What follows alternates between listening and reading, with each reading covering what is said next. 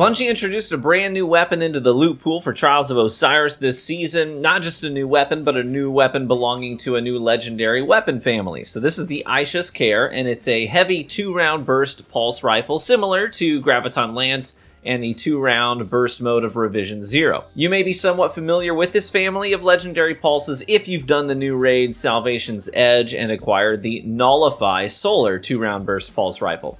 So I will let you know up front that I farmed lots and lots of rolls on the Aisha's Care this weekend. I actually really enjoyed Trials, to be honest. It was fun this weekend, and I played for hours with these rolls and came to some conclusions about this weapon that I want to share with you in this video so you know what to expect from the Aisha's Care, and hopefully you know if it's something that you want to take the time to pursue in the coming weeks. So let's get into it.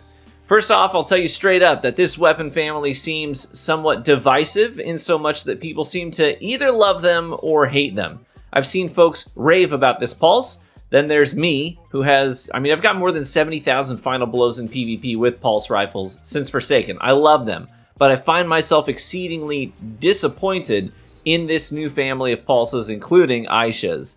So you might absolutely love this family. You might really vibe with it. That's totally fine. But I do not.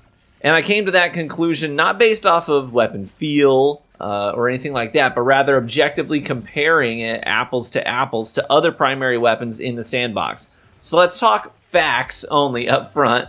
I'll give you the raw details here, unpolluted with my opinion, and let you come to your own conclusions before I give you my personal final verdict. Aisha's Care fires 2 rounds in rapid succession in each pull of the trigger. So within its intended range, this will do 42 damage to the head and 24 damage to the body.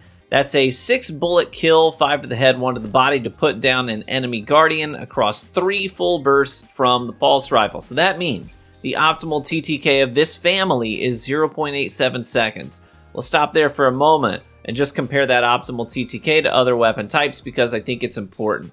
This 0.87 second TTK means that standing toe-to-toe with another Guardian and starting a duel with them, you're going to kill more slowly than most other weapons in the game, right? Every single auto rifle in the game kills faster. The longest TTK of any auto rifle is 0.83 seconds. 140 hand cannons, they kill in 0.87 seconds, but they have the benefit of wildly high aim assist and peak shot potential. Almost every other type of pulse rifle kills faster as well. Even most scout rifles kill faster than Aisha's. So you get the point here. A slow, optimal TTK. And again, that's optimal. That's assuming you're not missing shots. It means you're going to lose most duels straight up against other Guardians if they are landing their shots. When we look at the weapon meta right now, just a quick screenshot of what's popular in PvP, you'll see how this weapon could potentially get you in trouble. We see pulses like Red Death and Elsie's Rifle way up on top right now. And the thing about these is that they can 2-burst kill and they have insane range. They've got 0.67 second TTKs, which is much faster, much faster. Then you've got the Kvastov, very popular right now. TTK of 0.8 seconds, again, much faster. So ultimately, we have to acknowledge that this weapon kills slowly. That's a fact. It is not a fast, raw dueling weapon at all. So then you got to ask, okay, well then what is it good for if it's not killing outright?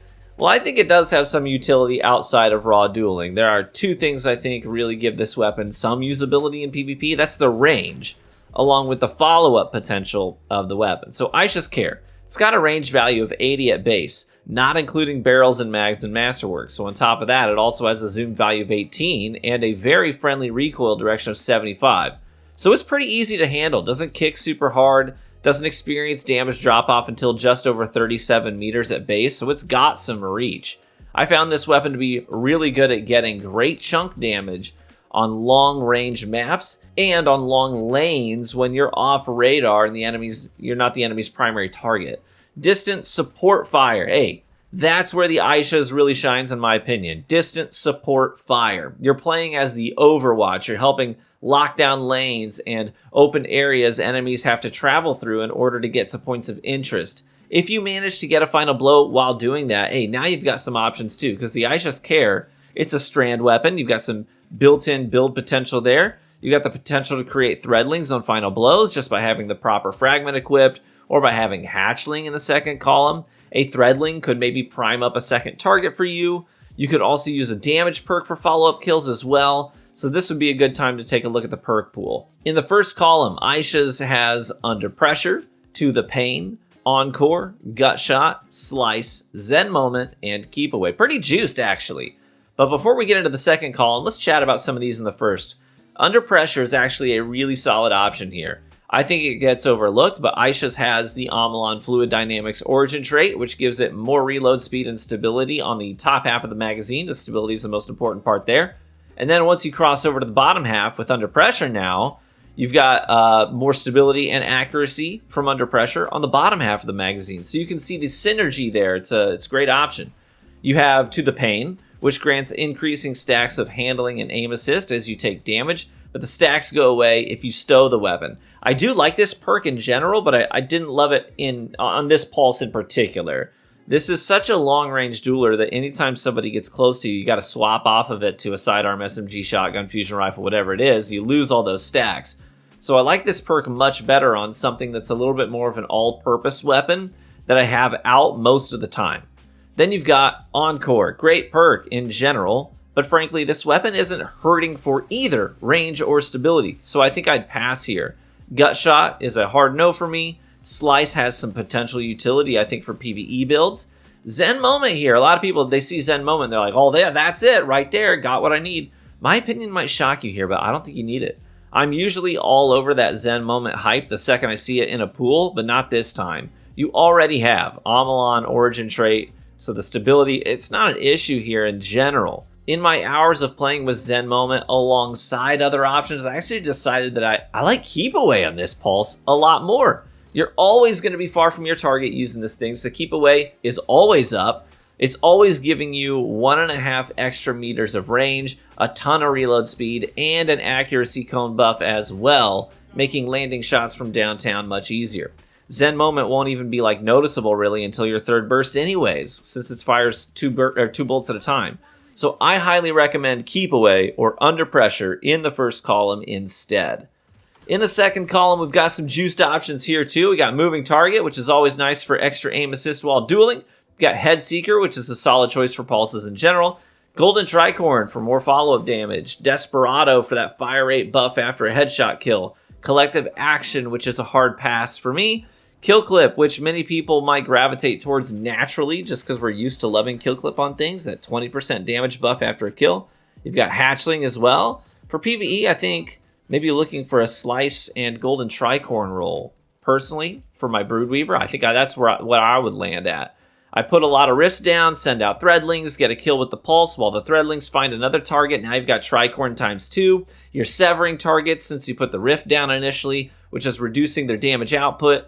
And now you're spreading more Threadlings around the battlefield and creating tangles as well for big AoE damage or suspending detonations. So there's a lot of utility there in PvE. But for PvP, I gotta say, Kill Clip is not the way. Surprisingly, Kill Clip won't really matter in most duels. I tried, trust me, I put 80 kills on a Zen Moment Kill Clip roll. With Kill Clip, you'll do 53 damage to the head, which is a lot, but it won't actually make the gun a 2-burst kill. You still will always have to go in for the third burst. It will reduce the number of bullets required for a kill down to 5 from 6, but your TTK is basically unchanged because you're still holding out for that third burst. Personally, I think you either full send on raw dueling from range with something like Moving Target or Head Seeker, or you full send on kill chaining and actually grab Desperado instead. Get that faster rate of fire up to put people down sooner. It'll actually change your TTK. It's the only thing that will actually change your TTK besides Golden Tricorn times 2, and that's not really nearly as reliable to activate in PvP. So I would do Keep Away and Desperado in that case. Ultimately, no matter what you do, with your roll on the Aishas, you'll still be fighting an uphill battle against weapons that do what it does, only much better. That long range, Jade Rabbit will chew it up. Get a little closer, Red Death and Elsie's Rifle and the Messenger will chew it up. Get a little closer, hand cannons and auto rifles will chew it up. At the end of the day, doing well with Aisha's means playing smart and really focusing on positioning to catch people off guard and get the first shot in on them, or assist with team fire in order to get the pulse up and running. It's not that the weapon is terrible. I mean, you can absolutely play well with it, but it's going to take more foresight on your part And if you get caught off guard, then you have to pray that the other guy is going to mess up his or her shots, because you're never going to be able to make up the damage if you get shot in a duel first.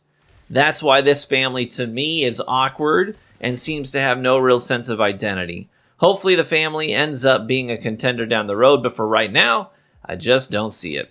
And that's the review of the Aisha's Care. I hope you enjoyed the honest and thorough breakdown. If you did, let me know by leaving a like on the video, as that's the best free way to support the content here on YouTube, and consider subscribing for additional Destiny 2 content. Be warm and well fed, my friends, and I hope to catch you in the Crucible.